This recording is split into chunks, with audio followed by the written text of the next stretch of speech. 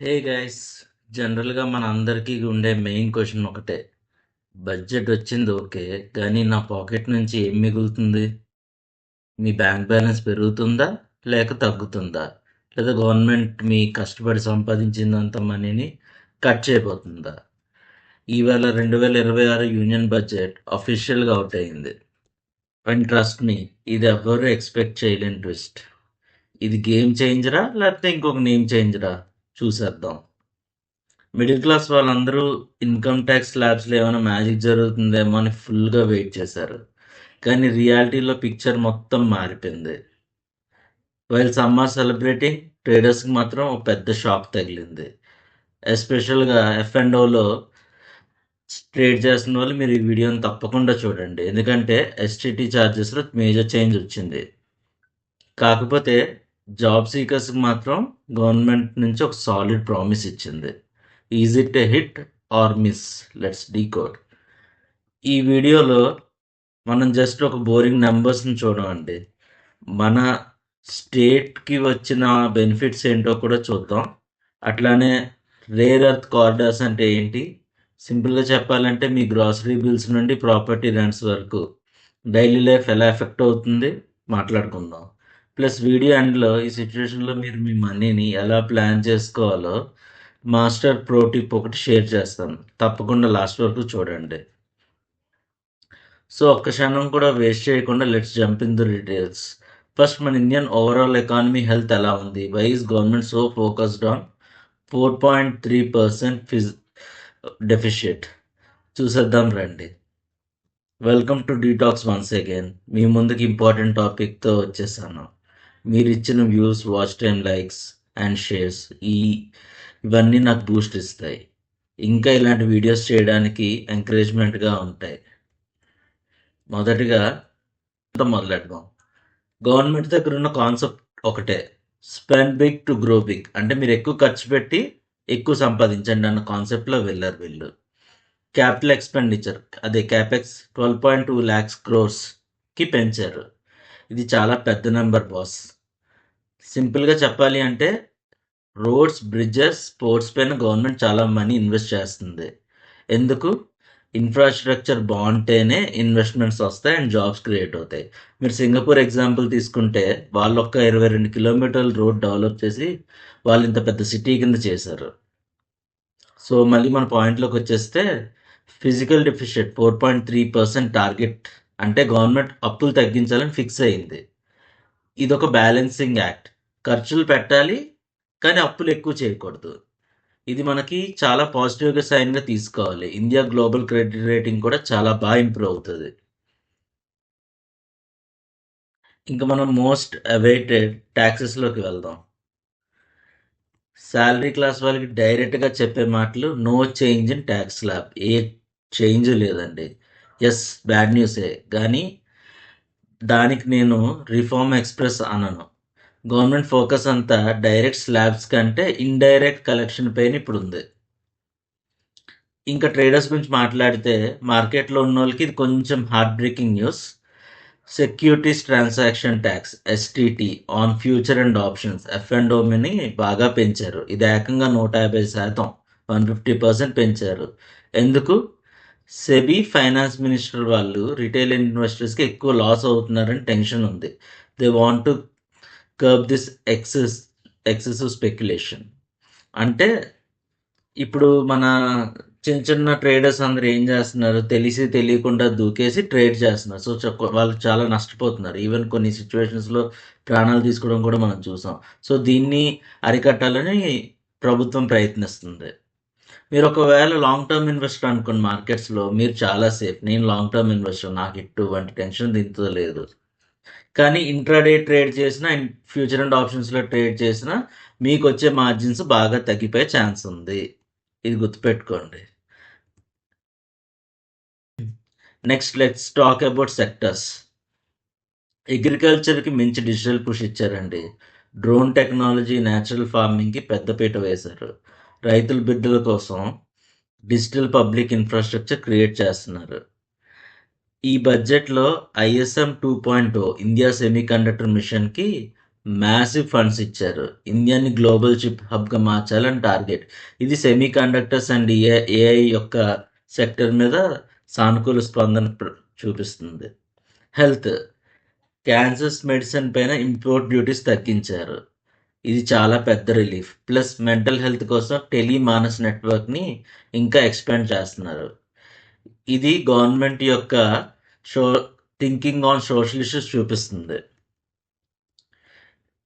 ఇంకా ఆంధ్ర, తెలంగాణ మీద వచ్చిన రీజనల్ ఇంపాక్ట్ గురించి మనం మాట్లాడదాం. మన తెలుగు స్టేట్స్‌కి ఏమొచ్చింది? స్పెసిఫిక్‌గా ఆంధ్రప్రదేశ్‌కి Amaravati connectivity and Polavaram related funds continue అవుతాయని కన్ఫర్మ్ చేశారు. గానీ మనకి ఇంకా పెద్ద హైలైట్ ఏంటంటే rare earth corridor. Vizag and surrounding ఏరియాస్‌లో క్రిటికల్ మినరల్స్ రిఫైనింగ్ సెంటర్స్‌కి ఇన్సెంటివ్ ఇచ్చారు. తెలంగాణకైతే ఐటీ అండ్ ఫార్మా ఎక్స్‌పోర్ట్స్‌ని పుష్ చేయడానికి స్పెషలైజ్డ్ ఎక్స్‌పోర్ట్ హబ్స్‌ని క్రియేట్ చేస్తున్నారు. ప్లస్ హైదరాబాద్ మెట్రో ఎక్స్‌పాన్షన్‌కి సెంట్రల్ సపోర్ట్ దొరికే ఛాన్స్ ఉంది through PM Gati Shakti scheme. This will be big boost to real estate around the city outskirts. So, మీరు ఒకవేళ రియల్ ఎస్టేట్‌లో ఇన్వెస్ట్ చేసే ప్లాన్ ఉంటే just watch out for this. Correct planning చేస్తే మంచి రిటర్న్స్ పొందే అవకాశాలు మీకు చాలా పుష్కలంగా ఉన్నాయి. ఇంకా నా ఫేవరెట్ పార్ట్‌లోకెళ్దాం. ఇదేంటంటే city economic region CR. Government 100 సిటీస్‌ని సెలెక్ట్ చేసి వాటిని ఎకనామిక్ పవర్ హౌసెస్‌గా డెవలప్ చేస్తుంది.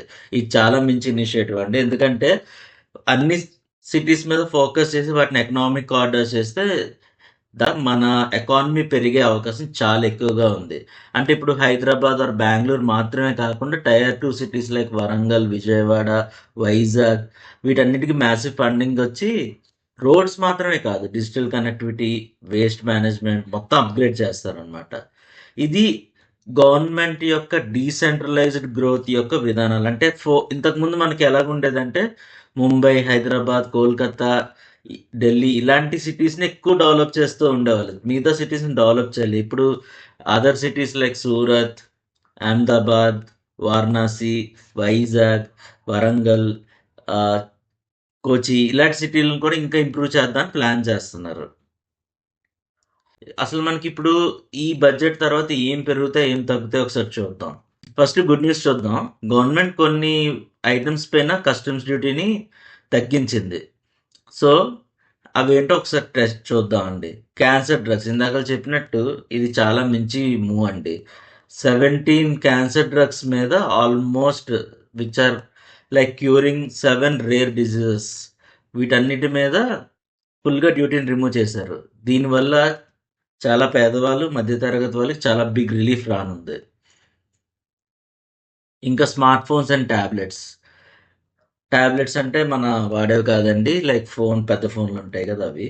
సో, దాంట్లో లోకల్ మ్యానుఫ్యాక్చరింగ్ పుష్ చేయడానికి కాంపోనెంట్స్ పైన డ్యూటీ తగ్గించారు. So, made in India phones ఇంకా చీప్ అయ్యే అవకాశం చాలా ఎక్కువగా ఉంది. Foreign travel and education. ఇది స్టూడెంట్స్‌కి, ట్రావెలర్స్‌కి బంపర్ ఆఫర్ లాంటిది. TCS talks collected at source. Overseas tour packages మీద ఎడ్యుకేషన్ మీద 2% తగ్గించారు. ఇంతకుముందు 20% ఉండేది. మనీ స్పెండ్ చేసేటప్పుడు ఇమ్మీడియేట్ క్యాష్ అవుట్‌గో చాలా తగ్గిపోతుంది దీనివల్ల. సో, ఇప్పుడు ఎవరైనా ఫారెన్ ట్రావెల్ చేయాలన్నా, ఒకవేళ ఫారెన్‌లో చదువుకోవాలన్నా వాళ్ళకి ఇంకా తక్కువ ఖర్చయ్యే అవకాశాలు ఎక్కువగా ఉన్నాయి. Microwave ovens and EV batteries పైన డ్యూటీస్ తగ్గించారు. ఇక ఇది కిచెన్ అండ్ హోమ్‌కి సంబంధించింది.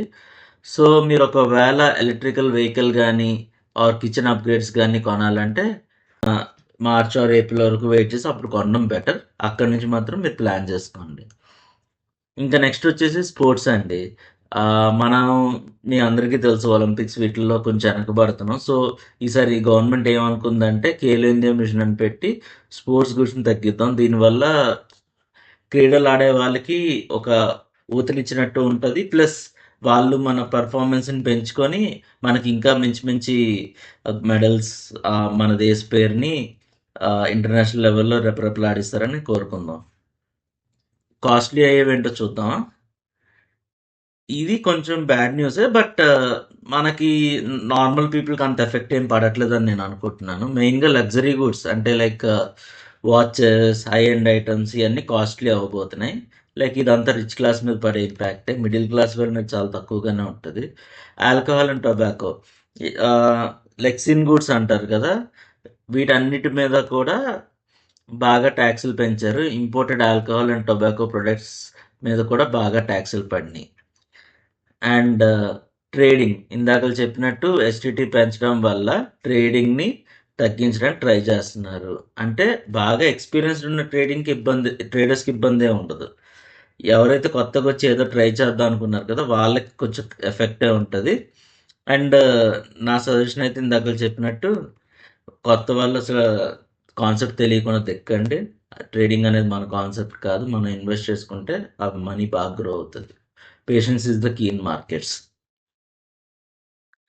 తర్వాత ఇంకా మనం వీడియో ఎండ్‌కొచ్చేసామండి. నేను ప్రామిస్ చేసినట్టు నేనొక మాస్టర్ ప్రో టిప్ ఇస్తున్నాను.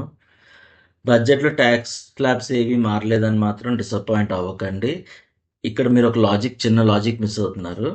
గవర్నమెంట్ ఫోకస్ ఇప్పుడు కన్జంప్షన్ కంటే అసెట్ క్రియేషన్ మీద ఎక్కువుంది.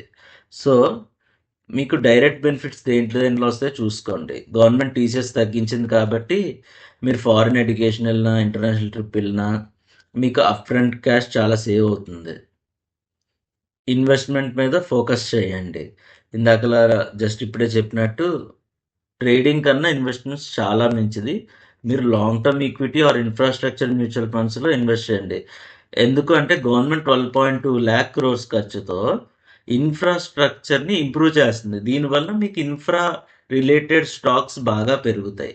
అంటే ఇన్‌ఫ్రాస్ట్రక్చర్ మ్యూచువల్ ఫండ్స్‌లో మీరు ఇన్వెస్ట్ చేస్తే మీ గ్రోత్ చాలా ఎక్కువుంటది. నెక్స్ట్ నెక్స్ట్ 3, 4 ఇయర్స్ వరకు ఉండొచ్చండి.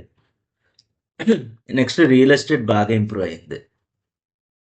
మీకు ఇందాకల చెప్పినట్టు సిటీ ఎకనామిక్ రీజన్స్ అనౌన్స్ చేసిన 100 సిటీస్ ఒకసారి ఏవొస్తాయో లిస్ట్ చెక్ చేసుకోండి. నాకు తెలిసి తెలుగు స్టేట్స్‌లో అయితే వైజాగ్, రాజమండ్రి, వరంగల్ ఈటిల మీద బాగా ఫోకస్ చేయండి. ఆ సిటీలో ఔట్‌స్కర్ట్స్‌లో ల్యాండ్ రేట్స్ చాలా తక్కువగా ఉంటాయి. డెఫినెట్‌లీ అవి ఫ్యూచర్‌లో పెరిగే ఛాన్స్ ఉంది. సో, ఇప్పుడు కొనుక్కుంటే మీకు లాంగ్ టర్మ్‌లో బెనిఫిట్ ఉంటది. సింపుల్‌గా చెప్పాలి అంటే మీరొక కన్జ్యూమర్ అవ్వకండి. Be a investor in India's growth story. ఇది బడ్జెట్ మనకు చెప్తున్న హిడెన్ మెసేజ్. సో, ఫైనల్‌గా యూనియన్ బడ్జెట్ 2026 మీకు ఎలా అనిపించింది?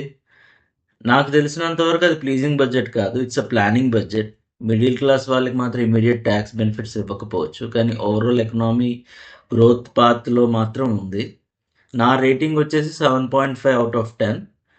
కంట్రీ ఫ్యూచర్ చాలా మంచిది. కానీ ప్రస్తుతానికైతే very tough on common man's immediate savings. So, what is your opinion? ఈ బడ్జెట్ వల్ల మీరు హ్యాపీయేనా? లేక స్లాబ్స్ మారలేదని హర్ట్ అయ్యారా? కింద కామెంట్స్ రూపంలో చెప్పండి. And let's discuss. Don't forget to like, share this video with your family groups. Me support నాకు చాలా అవసరం. Thank you.